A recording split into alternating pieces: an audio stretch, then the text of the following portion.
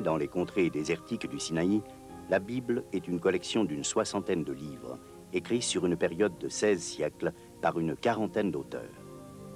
C'est le livre le plus ancien et le plus célèbre, traduit en plus de 2100 langues ou dialectes, lu et étudié par des gens de toute race. Diffusée en entier ou en partie à près d'1 milliard d'exemplaires chaque année, la Bible est le plus grand best-seller jamais sorti de l'imprimerie. Un livre unique dans lequel Dieu se révèle à l'homme. C'est le peuple d'Israël qui commença à rassembler les différents livres de la Bible et de les garder précieusement. Aussi, pour marcher sur les traces du Saint-Livre, il faut partir en Israël. La Bible, incarnation unique de la vérité universelle, fut écrite ici, dans cette contrée qu'on appelle Palestine, Israël ou Terre Sainte. Israël, c'est une terre merveilleuse. À tout moment, on rencontre des choses extraordinaires. Ben Gurion disait un jour, celui qui dans ce pays ne croit pas au miracle n'est pas un réaliste. La Bible, pour moi, c'est la parole de Dieu qui a été transmise d'abord à Moïse sur le mont Sinaï et qui a été, sur l'ordre de Dieu, retranscrite par Moïse lui-même. La Bible, c'est aussi l'histoire d'Israël. La Bible, c'est aussi l'histoire de Jésus. C'est le message d'amour que le Père a confié à ses enfants.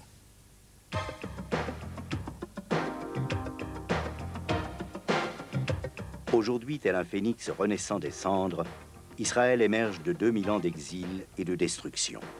Il n'existe aucun autre pays au monde aussi varié et riche en contrastes que le minuscule pays d'Israël. On peut admirer des monuments qui sont parmi les plus beaux de l'histoire. Ruines ravagées par le temps, forteresses magnifiques édifiées par des empereurs et des rois, champs de bataille où se joua le sort des nations. Ici ont vécu le patriarche Abraham, les rois David et Salomon, les prophètes Ésaïe, Jérémie et Ézéchiel. C'est ici, en Galilée, que Jésus a enseigné, nourri la foule, choisi les disciples, fait des miracles et annoncé le royaume de Dieu. Israël est un pays où l'on peut inverser la marche du temps et contempler le passé. Voici la série Israël et la Bible. Un passionnant voyage aux sources de la civilisation judéo-chrétienne.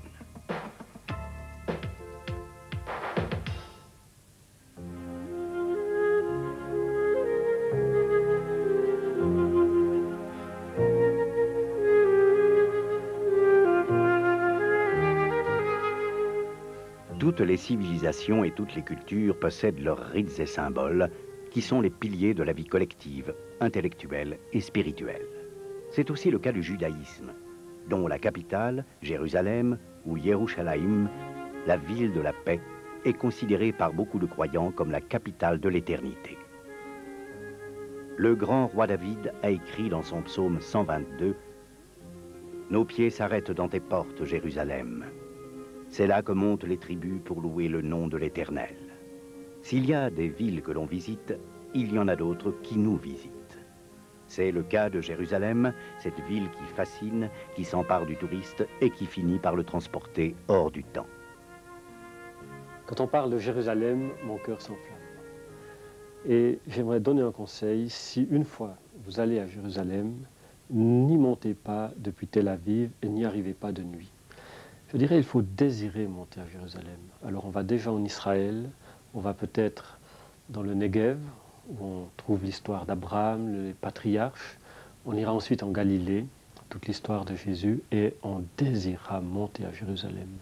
Et on monte à Jérusalem depuis Jéricho. C'est là que les pèlerins qui venaient de la Galilée, c'est là que Jésus, avec ses parents à 12 ans, est monté à Jérusalem. Et quand on arrive à Jérusalem, on va au mont des Oliviers et on découvre l'esplanade du Temple. C'est saisissant d'arriver ainsi à Jérusalem et on peut revivre ce que les tribus vivaient au temps où elles montaient à Jérusalem. Et puis, si on peut aussi faire en sorte d'y arriver un vendredi, c'est-à-dire un jour de Shabbat.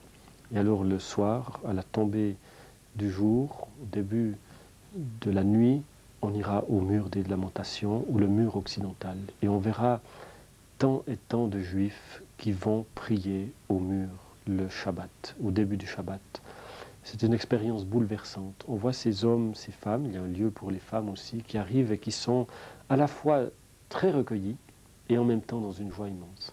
Nous le trouvons devant le mur occidental, qui s'appelait jusqu'en 67 le mur des lamentations. C'est le lieu le plus saint pour le peuple juif.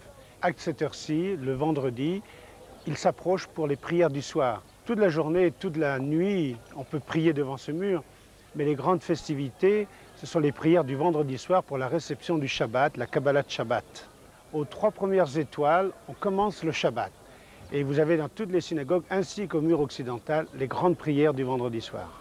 Pour les juifs orthodoxes qui habitent dans le grand quartier de Mea Shearim, ils viendront prier ici devant ce mur. Et pendant le Shabbat, il n'est pas question de faire de feu, de conduire, de faire un ouvrage servile. Pour le balancement, ce sont surtout les juifs orthodoxes qui se balancent. C'est une façon de faire participer le corps à la prière. Et pour certains, c'est un peu une prière mystique, par la répétition, par le balancement, de s'élever spirituellement vers l'Éternel. Dans la Bible, on trouve les phylactères. Il est dit, tu inscriras mes paroles, tu les liras sur ton front, entre tes yeux, tu les liras sur ton bras, et tu liras ma parole le matin, quand tu pars en voyage, quand tu te couches. Donc, ça fait partie des traditions juives, traditions bibliques.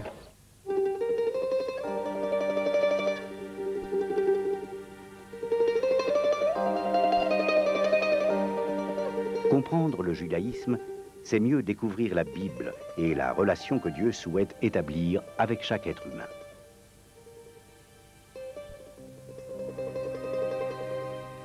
Le judaïsme tire ses racines de la Bible. La prière, le Shabbat, la bar mitzvah, les habitudes vestimentaires, autant de traditions et de rites qui expriment l'amour de la loi reçue par Moïse. Dans l'Ancien Testament, Dieu laisse une promesse à ceux qui se tournent vers lui et qui observent ses commandements. Si vous revenez à moi, et si vous observez mes commandements, alors, quand vous seriez exilés à l'extrémité du ciel, de là je vous rassemblerai, et je vous ramènerai dans le lieu que j'ai choisi pour y faire résider mon nom.